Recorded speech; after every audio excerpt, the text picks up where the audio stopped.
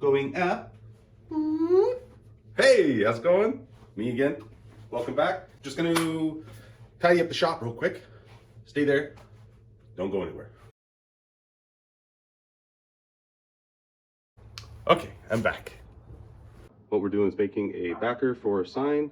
I'm gonna make a frame, which is gonna be painted. The backer is gonna be white, black frame. It's for my wife's business, Sunday Hummingbird. Check her out if you get a chance. But yeah, that should be done in a little bit. Stay tuned. We'll watch the process.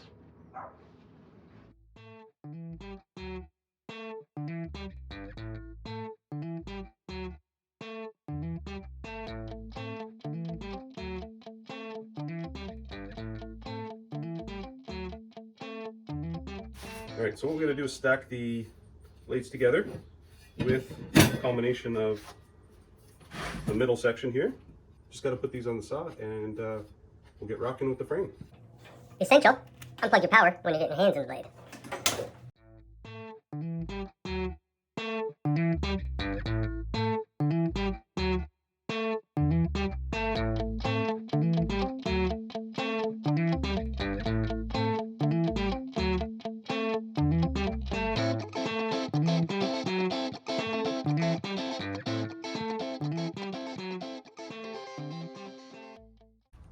Now we're on to the steps of cutting the frame pieces.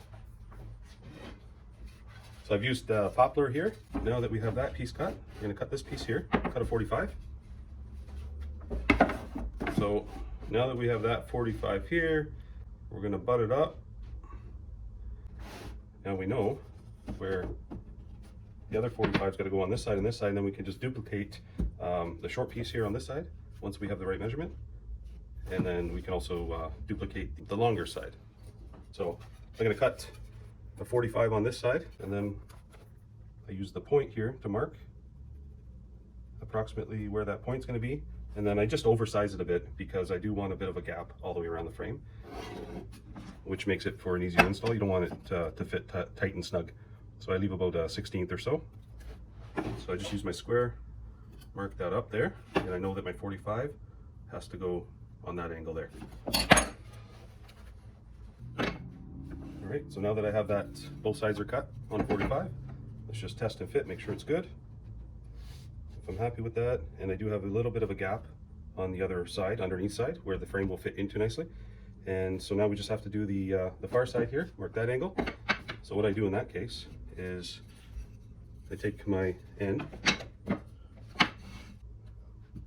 just tap it in, just tap it in, just tap it in. Follow that, looks good. Mark my line. Okay, now I got a nice clean line. And before I do any gluing, I just make sure that that lines up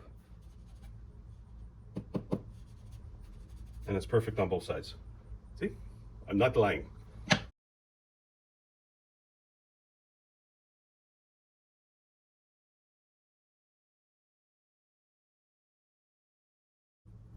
Okay, mark that up. Take my square, make a mark. I know my end of my 45 has to go like that, so the end cut has to end up here. So now we're going to cut that. Okay, I'm going to test that out, make sure it's good. Oh yeah, I think that's good. Okay, so now repeat with the long edge what we did with the other edge. So I'm going to cut a 45 first on that side, put them together, flush them up, and with that side being flush, draw a line, mark it up, cut it, make sure that it matches the same length as the other long piece, then it's glue time. Oh, it's a little bit longer. All right, here's a little trick. Take the piece that I want to shorten up. It's just by a hair.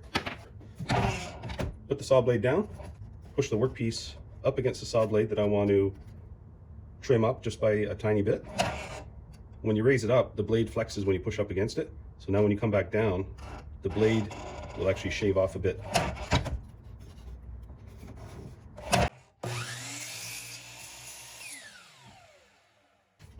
So now you take that piece after you cut that little tiny bit off, line up the one side so it's nice and flush, Okay.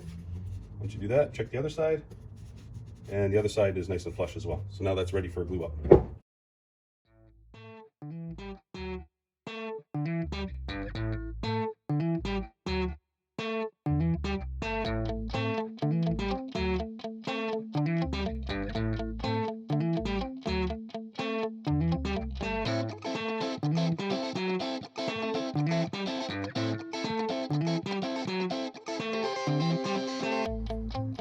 Miter corner, make sure it's all lined up nicely, and then just give it a little twist up and down so it grabs.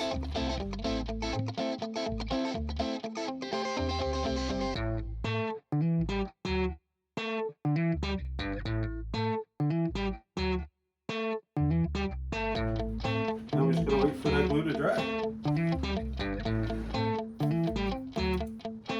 We'll check back shortly. So one thing I wanted to mention here is here you can put parchment paper underneath, so you're not ruining your work surface, and the glue won't stick to it. All right, there's your tip.